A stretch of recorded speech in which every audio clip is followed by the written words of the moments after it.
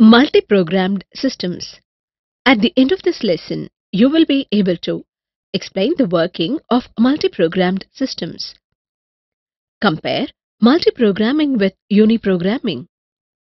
List the advantages and limitations of multiprogrammed systems.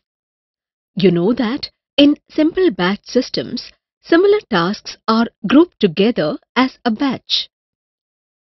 All the tasks in a batch are executed using a piece of software called monitor. It is used to manage the execution of all the tasks in a batch.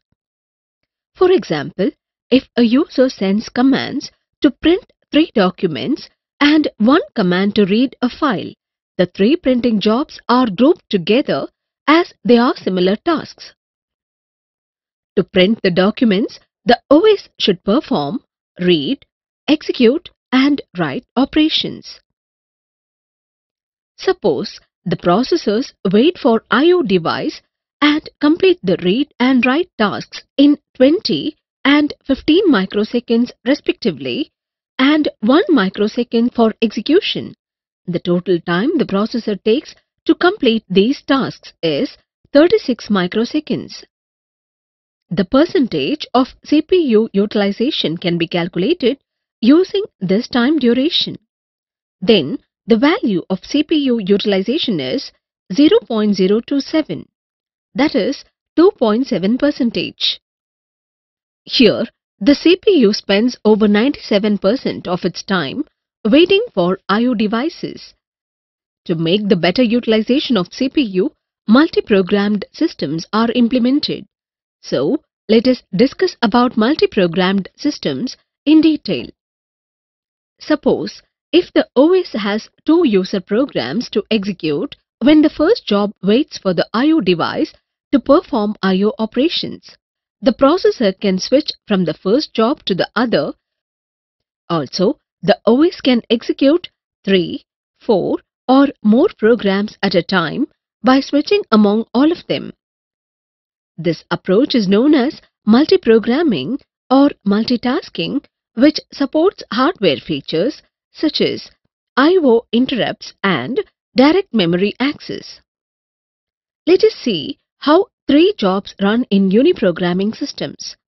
Assume that the processor takes 5 seconds to complete job 1. Hence, when job 1 is getting executed, job 2 will wait in queue for 5 seconds. Next, let us imagine that job 2 gets completed in 15 seconds after job 1.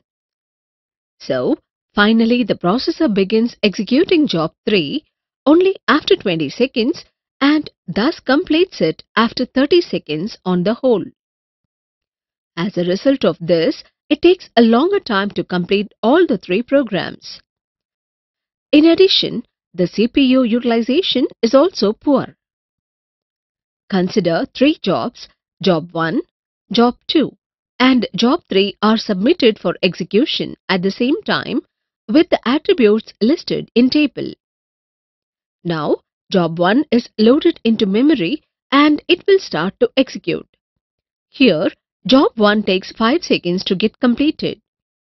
But at the same time, the processor finishes 1/3 of job 2 and half of job 3 when job 1 is waiting for the I/O task to be completed. Thus, all the 3 jobs get completed simultaneously within 15 seconds.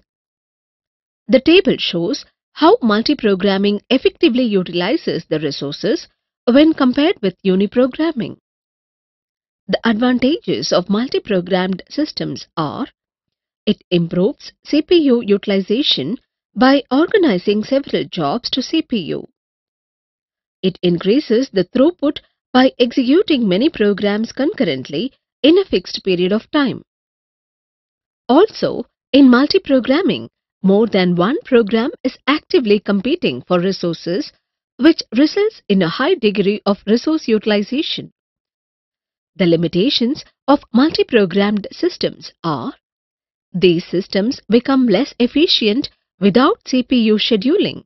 That is, when multiple programs are ready for execution, the CPU must schedule the tasks appropriately. Also, it is difficult to debug multiprogrammed systems. And finally, effective memory management is required in these systems to accommodate many jobs in the memory and also to use it effectively. Let us now summarize the important points of the lesson. Summary. In a simple batch system, similar tasks are grouped together as a batch for processing. In a multiprogrammed system, multiple programs are ready to execute on a single processor machine. Multiprogrammed systems increase CPU utilization by organizing the programs so that the CPU always has at least one program to execute.